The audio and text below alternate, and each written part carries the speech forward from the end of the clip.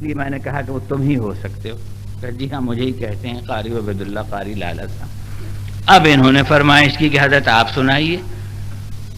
کہتے ہیں نابینا حافظ جی نے جو قرآن پڑھنا شروع کیا اعوذ باللہ بسم اللہ، ان کے مٹکے کا جو ڈھکن تھا وہ اوپر اٹھ گیا اور قاری صاحب حیران.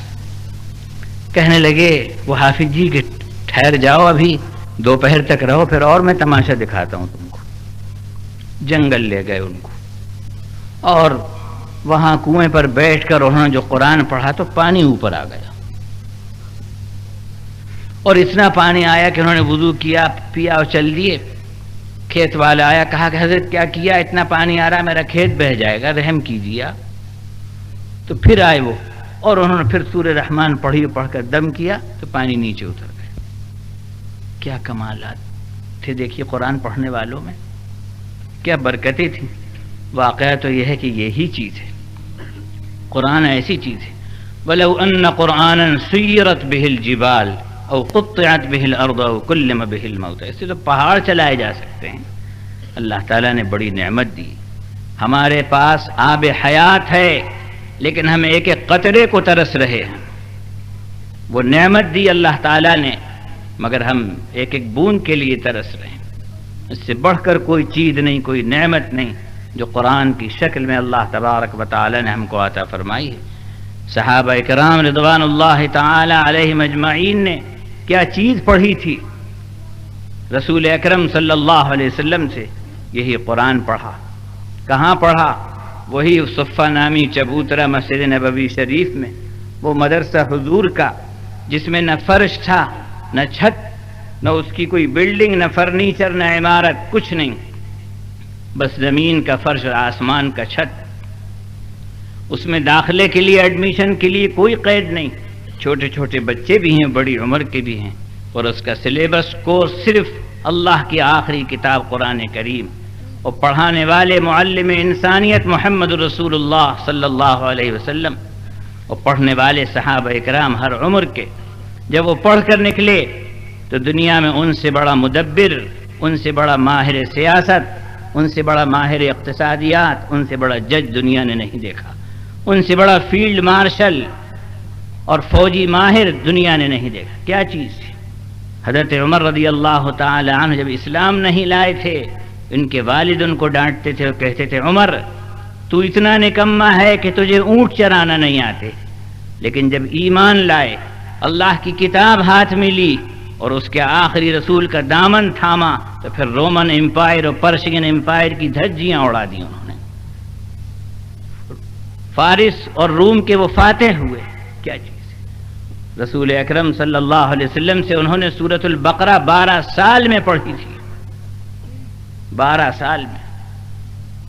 باتی کے پڑھانے والے حضور تھے اور پڑھنے والے حضرت عمر تھے. اللہ تعالیٰ نے قرآن کریم کی شکل میں بہت بڑی دولت ہم کو عطا فرمائی ہے. اس کی قدر کریں، اس سے ہم قریب ہوں. قرآن کریم کو خوب پڑھیں، خوب سنیں، سمجھیں. اب دیکھیے رمضان المبارک کا مہینہ آ رہا ہے. رجب کا مہینہ جب شروع ہوتا ہے تو حضور دعا فرماتے اللہم بارک لنا فی رجب و شعبان وبلغنا رمضان، کہ اے اللہ تو رجب و شعبان میں برکت دے اور ہم کو رمضان نصیب فرما. یہاں ماشاءاللہ شبینوں کا رزق کا بڑا ذوق ہے اور ہونا چاہیے، لیکن ذرا اس کی اصلاح بھی ہونی چاہیے. بعض لوگ یہ سمجھتے ہیں ہم نے 7 دن میں قرآن سن لیا اس کے بعد چھٹی. نہیں، بالکل نہیں. تراویح ایک سنت ہے جو پورے مہینے پڑھی جائے گی.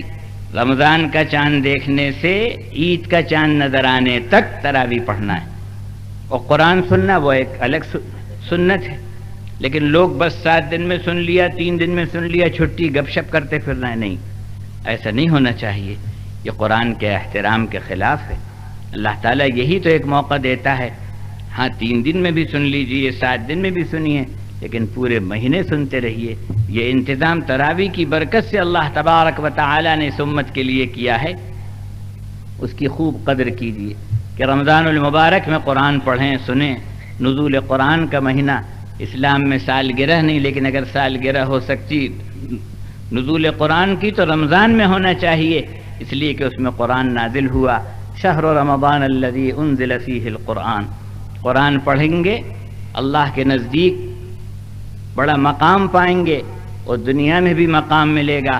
قرآن کریم میں اللہ رب العزت نے فرمایا وَمَا تَكُونُ فِي شَأْنٍ وَمَا تَتْلُو مِنْهُ مِنْ قُرْآنٍ وَلَا تَعْمَلُونَ مِنْ عَمَلٍ إِلَّا كُنَّا عَلَيْكُمْ شُهُودًا إِذْ تَفِيضُونَ فِيهِ، تمہارا کوئی کام ہماری نگاہ سے پوشیدہ نہیں رہتا، تم جس حال میں رہتے ہو جو کام بھی کرتے ہو وہ ہم خوب جانتے ہیں، ہم دیکھتے رہتے ہیں، لیکن جب تم ہماری کتاب میں مشغول ہوتے ہو تو اس وقت خاص ہماری نگاہ کرم تم پر ہوتی ہے۔ بتائیے اور کیا چاہیے؟ اللہ کی نگاہ کرم ہو، قرآن کو ہاتھ میں لیں، مقام پائیں گے۔ فرمایا رسول اکرم صلی اللہ علیہ وسلم نے خیرکم من تعلم القرآن وعلمہ، تم میں سب سے بہتر وہ شخص ہے جو قرآن سیکھے اور سکھائے، اس لیے کہ قرآن سے جتنی نسبتیں ہیں سب بڑی فضیلت والی ہیں۔ دیکھیے قرآن جن شہروں میں نازل ہوا وہ شہر مکہ اور شہر مدینہ دنیا کے سارے شہروں سے افضل، جس غار میں پہلی وحی آئی وہ دنیا کے تمام غاروں سے افضل، جس مہینے میں قرآن نازل ہوا رمضان تمام مہینوں میں افضل، جس رات میں قرآن نازل ہوا شب قدر تمام راتوں میں افضل، انا انزلناہ فی لیلۃ القدر، جس فرشتے کے ذریعے قرآن نازل ہوا جبرائیل امین علیہ السلام تمام فرشتوں میں افضل، جس ذات پر قرآن نازل ہوا محمد رسول اللہ صلی اللہ علیہ وسلم تمام اولین و آخرین میں افضل، تو قرآن پڑھنے والا، سننے والا، پڑھانے والا کیوں نہیں افضل ہوگا؟ یقیناً افضل ہے، پہلے بھی افضل تھا، آج بھی افضل ہے اور ہمیشہ افضل رہے گا۔ اللہ تعالی ہم کو ان لوگوں میں شامل فرمائے۔ وآخر دعوانا ان الحمد للہ رب العالمین۔